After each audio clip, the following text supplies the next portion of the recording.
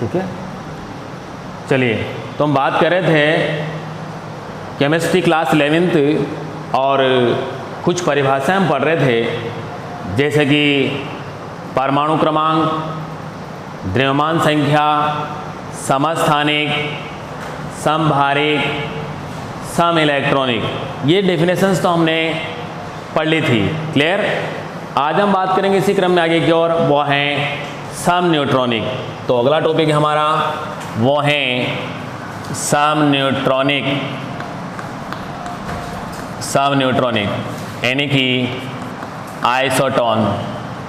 आइसोटॉन्स। सम neutronic क्या होते हैं? ऐसे स्पीसीज होंगे जिनमें न्यूट्रॉनों की संख्या क्या होगी? समान होगी, उन्हें कहा जाता है सम न्यूट्रॉनिक। यानी ऐसे स्पीसीज जिनमें न्यूट्रॉनों की संख्या समान होती है सम न्यूट्रॉनिक या आइसोटॉन कहलाते हैं। क्लियर हैं? तो लिखना आप इसमें, ऐसे स्पीसीज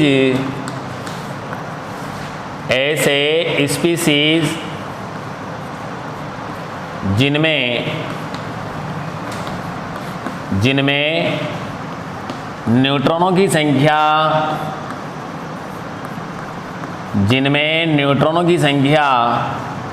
समान होती हैं सम न्यूट्रॉनिक कहलाते हैं। सम न्यूट्रॉनिक या जिन्हें हम आइसोटॉन भी कहते हैं, आइसोटॉन कहलाते हैं।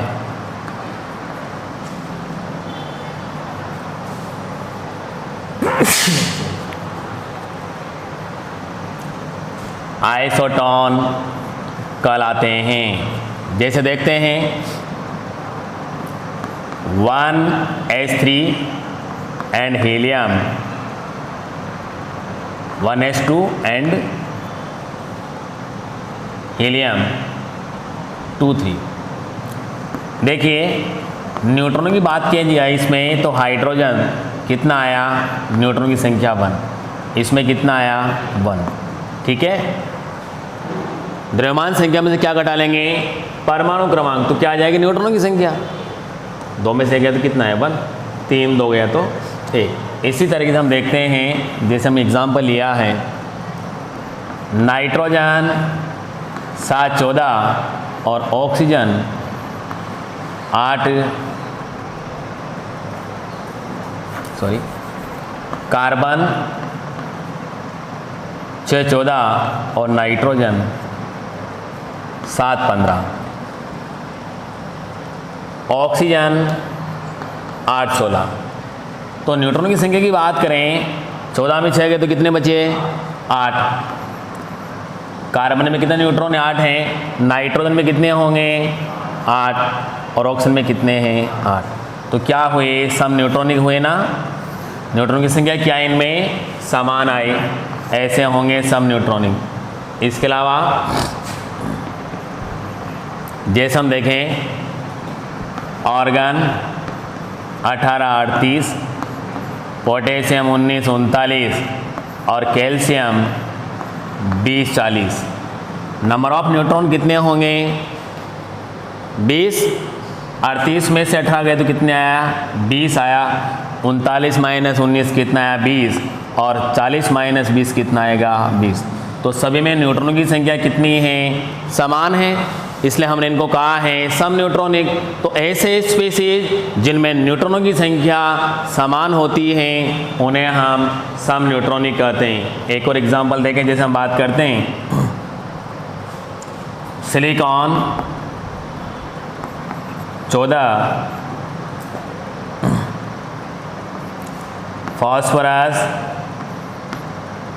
15-31 और सल्फर 16-32। सिलिकॉन 14 इसका परमाणु क्रमांक है और 30 क्या है? इसका भार है। इसी प्रकार फॉस्फोरस की बात की जाए, परमाणु क्रमांक कितना होगा? 15 और भार कितना है? 31। द्रव्यमान संख्या कितनी है? 31 है। ठीक है। तो नीचे जो लिखा है वो तो क्या होता है बेटा? परमाणु क्रमांक। और ऊपर जो संख्या लिखी होती है क्या है? द्रव्यमान संख्या। ये हम पहले डिफाइन कर चुके हैं। तो नंबर ऑफ न्यूट्रॉन की बात की जाए तो 30 में 14 गए तो कितने बचे? 16। 31 में 15 गए तो कितने बचे? 16। 32 माइनस 16 कितना आया? 16। तो क्या हुए? सम न्यूट्रॉनिक। तो मतलब सीधा सा ये हुआ कि ऐसे स्पीसीज जिनका परमाणु क्रमांक, जिनकी द्रव्यमान संख्या तो क्या होती है? अलग अलग होती है ना, लेकिन उनमें न्यूट्रॉनों की संख्या क्या होती है? समान होती है, जिन्हें हम सम न्यूट्रॉनिक कहते हैं। क्लियर? चलिए नोट करो इसको।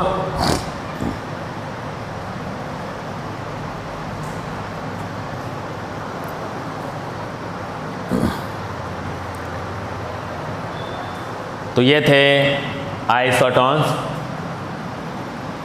इसके बाद हम बात करेंगे नील्स बोर मॉडल के बारे में कि बोर मॉडल क्या है, क्योंकि रदरफोर्ड मॉडल हम पहले पढ़ चुके हैं। आज हम इसी क्रम में आगे की ओर बात करते हैं, वो हैं नील्स बोर मॉडल। नोट कर लिया सब बच्चों ने? चलिए ठीक।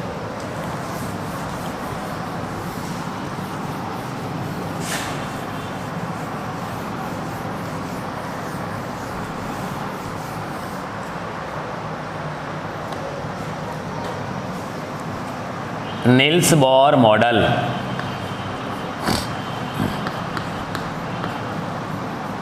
या प्रतिरूप एक ही बात है।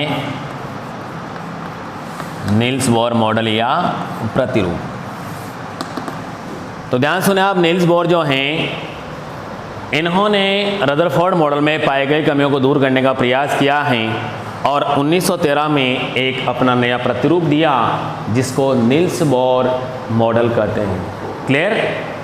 रदरफोर्ड मॉडल में पाए गए कमियों को दूर करने का इन्होंने प्रयास किया है और 1913 में अपना एक नया मॉडल दिया जिसको नील्स बोर मॉडल कहते हैं। इसकी कुछ अभिधारणाएं हैं, वो अभिधारणाएं क्या हैं वो देखते हैं। देखिए आप, नील्स बोर ने रदरफोर्ड मॉडल में पाई गई कमियों को दूर करने का प्रयास किया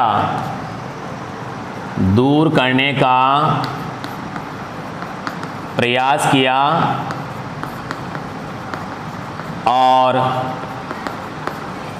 1913 में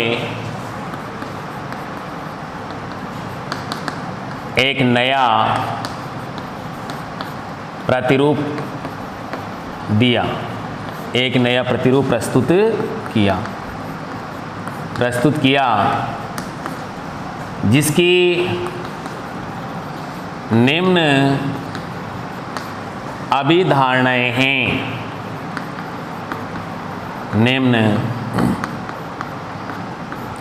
भाई क्या अभिधारणाएं हैं, क्या अभिग्रहित हैं? बात करते हैं अभिधारणाएं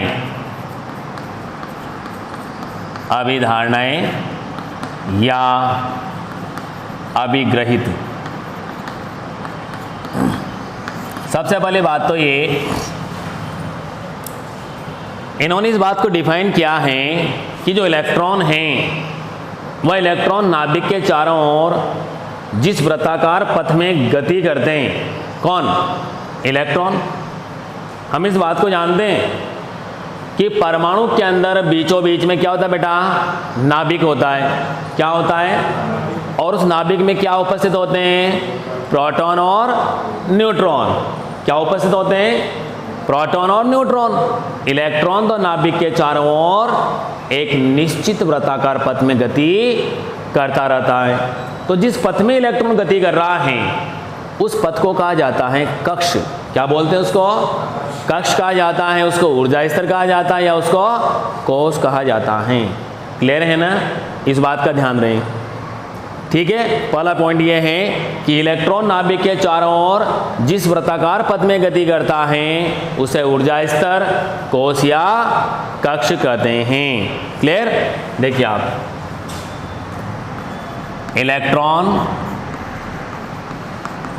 इलेक्ट्रॉन नाभिक के चारों ओर इलेक्ट्रॉन नाभिक के चारों ओर एक निश्चित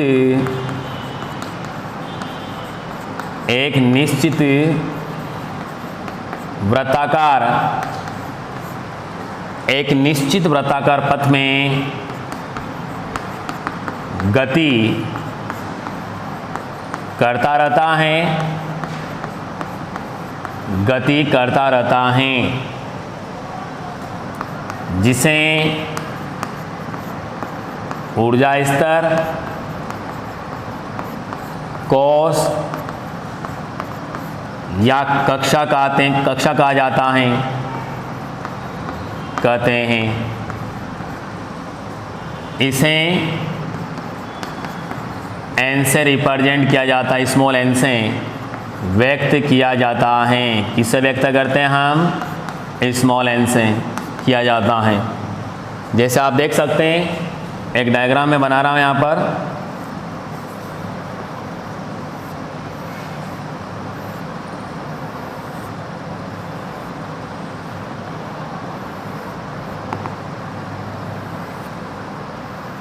ये देखिए, ये हैं विभिन्न ऊर्जा स्तर।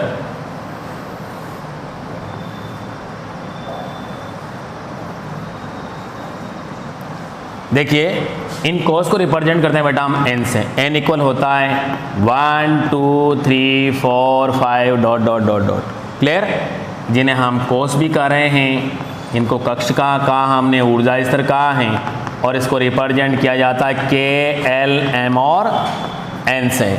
तो देखो, ये सबसे भीतरी ऊर्जा स्तर है, इसको हम क्या बोलेंगे? n बराबर 1 हो गया। इसके बाहर वाला क्या हो गया? 2। इसके बाहर वाला 3। इसके बाहर वाला 4। वैसे ये कोस बढ़ते जा रहे हैं, या इन्हें हम K L M और N से रिप्रेजेंट करते हैं। क्लियर है ना?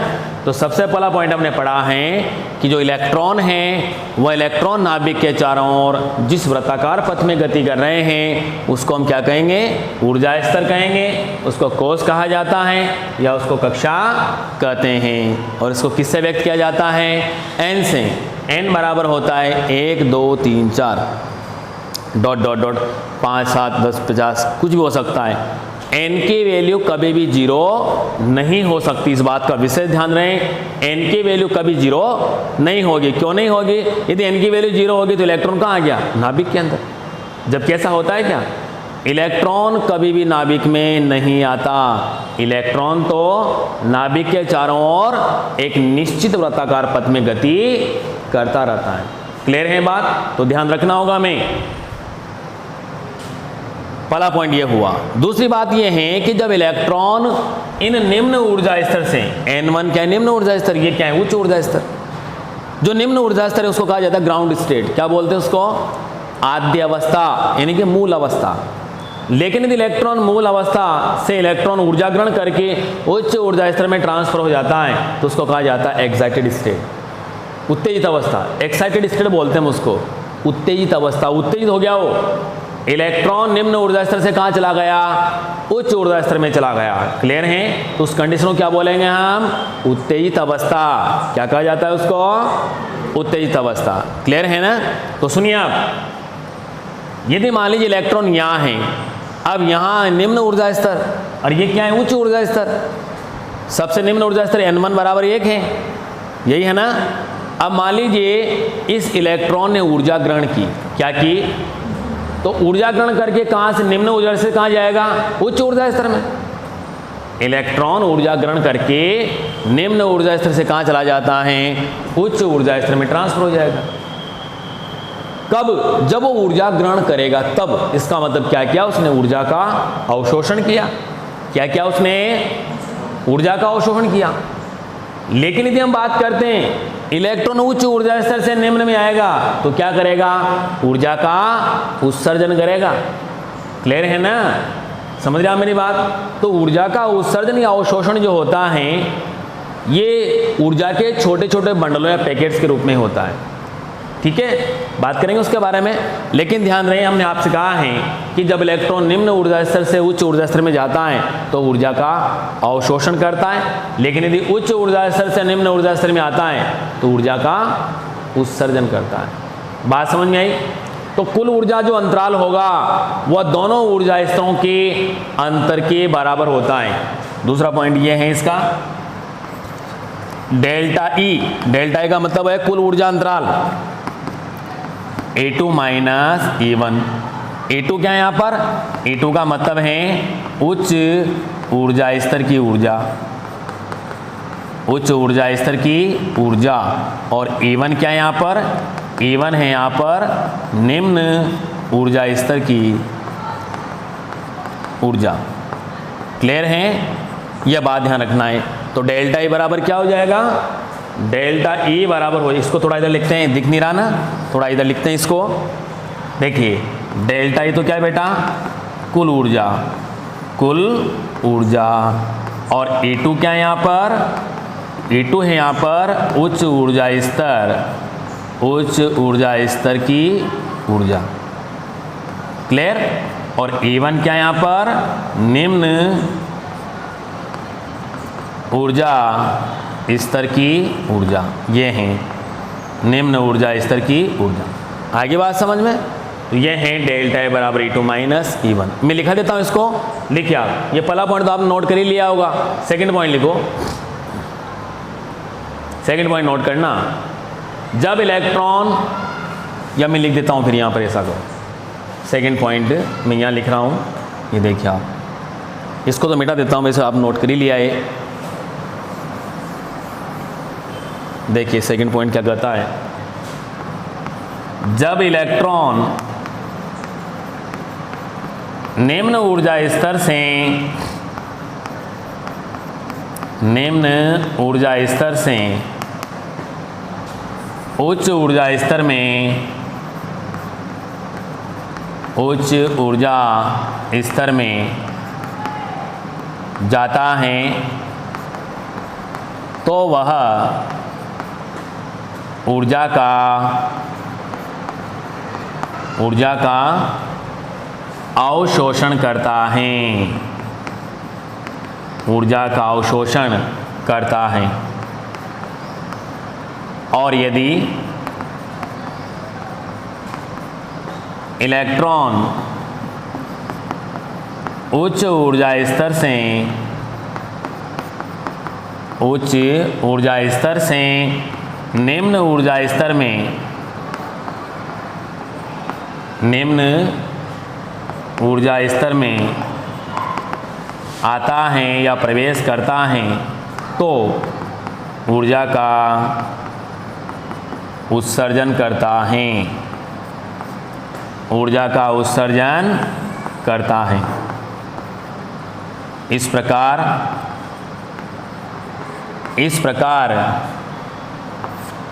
कुल ऊर्जा अंतराल, इस प्रकार कुल ऊर्जा अंतराल दोनों ऊर्जा स्तरों के,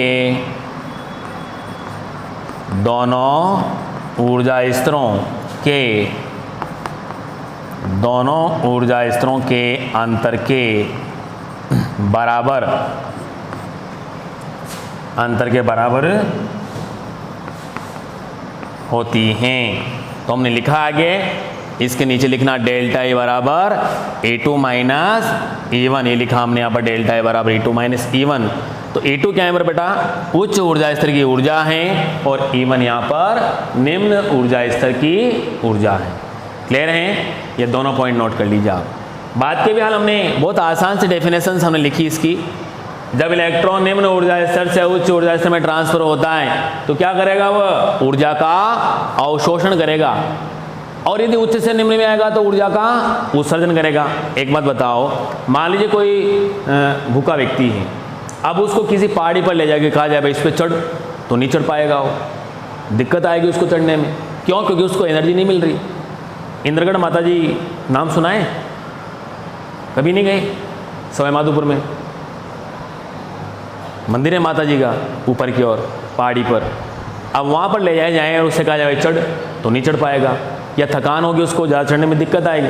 अब उसको क्या कहते थे? उसको अपन जो हैं ग्लूकोज पिला दें तो उसको क्या मिल गई, एनर्जी मिल गई। इसका मतलब क्या क्या उसने ऊर्जा का अवशोषण किया है, अब तो वो सीधा चढ़ जाएगा। क्लियर है ना। अब एक बात बताओ, तो ऊर्जा का क्या किया उसने, निम्न से उच्च ऊर्जा स्तर में गया, निम्न से उच्च ऊर्जा स्तर में गया है, इसका मतलब ऊर्जा का अवशोषण किया है। लेकिन मान लीजिए हम बात करें उच्च ऊर्जा स्तर से निम्न में आएगा, ऊपर से जब नीचे आएगा तो उसको ऊर्जा की आवश्यकता नहीं, क्या करेगा, ऊर्जा मुक्त करेगा। मतलब जब वो ऊपर से नीचे की ओर आएगा ना तो स्पीड बनती है उसकी, बनती कि नहीं बनती, यदि रेलिंग नहीं पकड़े हो सकता गिर जाए, ऐसा होता है ना। उसको जोड़ नहीं आ रहा, सटाक से उतर रहा है वो।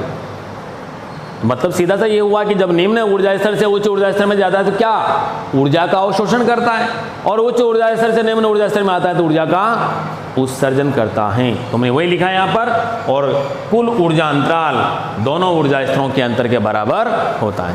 क्लियर। तो ये 2 पॉइंट थे। तीसरा पॉइंट सुनिए आप क्या है। तो ध्यान सुनिए कि जब इलेक्ट्रॉनों में ऊर्जा का उत्सर्जन या अवशोषण जो हो रहा है, ये ऊर्जा के छोटे छोटे बंडल्स या पैकेट्स के रूप में होता है, जिन्हें क्वांटा या फोटोन कहते हैं। तो तीसरा पॉइंट इसका, ऊर्जा का अवशोषण एवं उत्सर्जन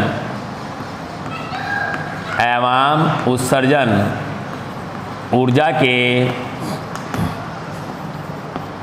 छोटे छोटे बंडलों या पैकेटों के रूप में होता है, छोटे छोटे बंडलों या पैकेटों के रूप में होता है, जिन्हें क्वांटा या फोटोन कहते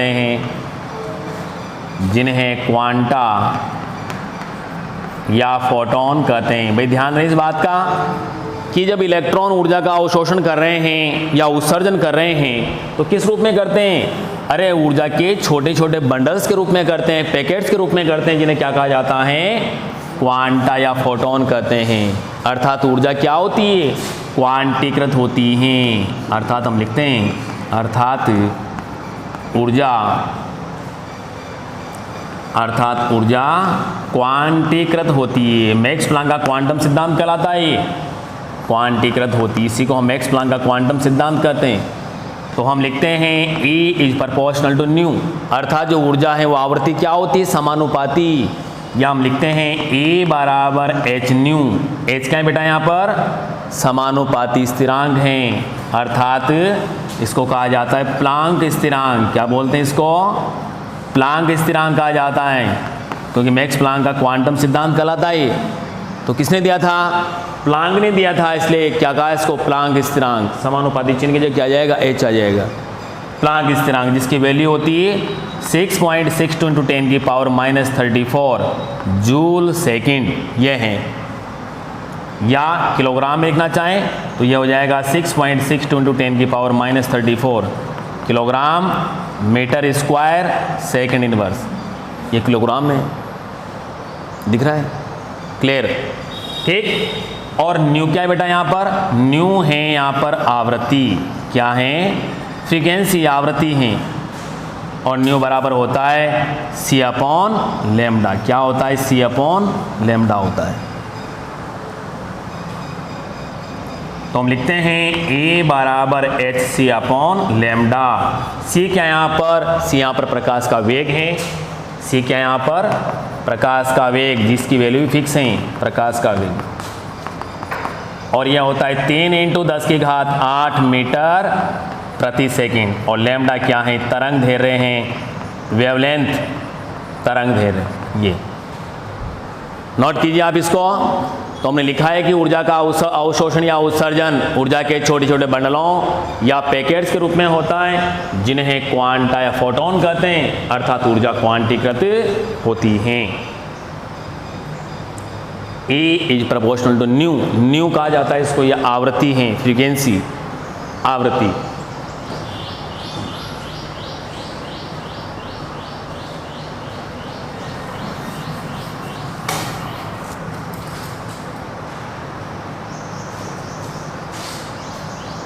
सेट करो।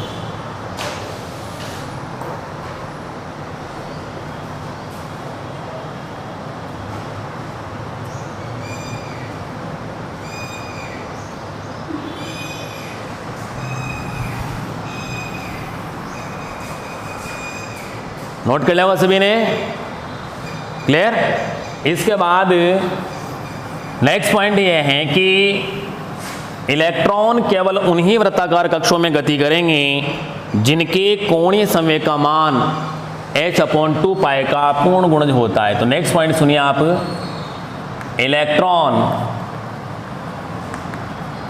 इलेक्ट्रॉन केवल उन्हीं वृत्ताकार कक्षाओं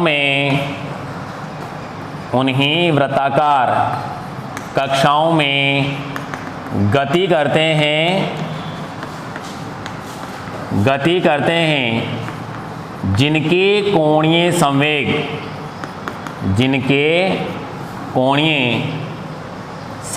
जिसको हम लिखते हैं MVR से, MVR कोणीय संवेग का मान h/2 पाई का पूर्ण गुणज होता है, पूर्ण गुणज n पूर्ण गुणज होता है। तो हम लिखते हैं कोणीय संवेग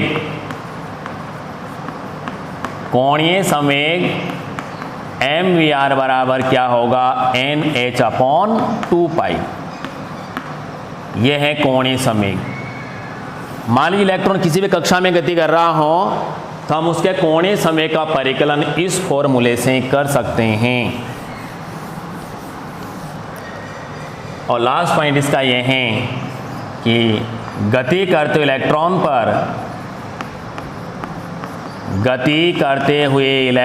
पर अभिकेंद्रीय एवं अपकेंद्रीय बल,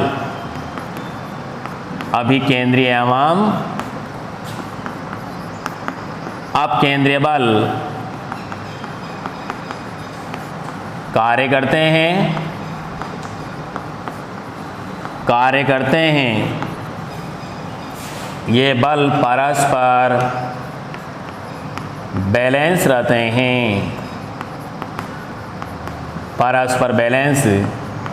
हैं, तो ध्यान सुनिए भैयाओं, अभिकेंद्रीय बल जो इलेक्ट्रॉन को नाभिक की ओर आकर्षित करता है और अपकेंद्रीय बल एक ऐसा बल है जो इलेक्ट्रॉनों को नाभिक से दूर धकेलता है। इस कारण इलेक्ट्रॉन न तो नाभिक के पास आ पाता और न ही नाभिक से दूर जा पाता। इलेक्ट्रॉन तो नाभिक के चारों ओर एक निश्चित वृत्ताकार पथ में गति करता रहता है, तो ये नील्स बोर मॉडल की कुछ अवधारणाएं थी जो हमने पढ़ी हैं कि इलेक्ट्रॉन केवल उन्हीं वृत्ताकार कक्षों में गति करेंगे जिनके कोणीय संवेग का मान h/2 पाई का क्या होगा, पूर्ण गुणज होगा। n एक पूर्ण गुणज है। यहाँ पर गति करते हुए n की वैल्यू 1 2 3 4 कुछ भी हो सकती है। n की वैल्यू यहाँ पर 1 2 3 4 कुछ भी हो सकती है, ठीक है। गति करते हुए इलेक्ट्रॉन, नाभिक के चारों ओर जो इलेक्ट्रॉन गति कर रहा है, गति करते हुए इलेक्ट्रॉन पर दो प्रकार के बल कार्य कर रहे हैं जिन्हें अभिकेंद्रीय और अपकेंद्रीय बल कहते हैं, ठीक है। और दोनों बल क्या हैं, परस्पर बैलेंस है। तो ये था नील्स बोर मॉडल। इसकी जो डिफेक्ट्स रहे हैं, जो कमियां या दोष हैं, उसके बारे में फिर अपन कल डिस्कस करेंगे। क्लियर? ठीक।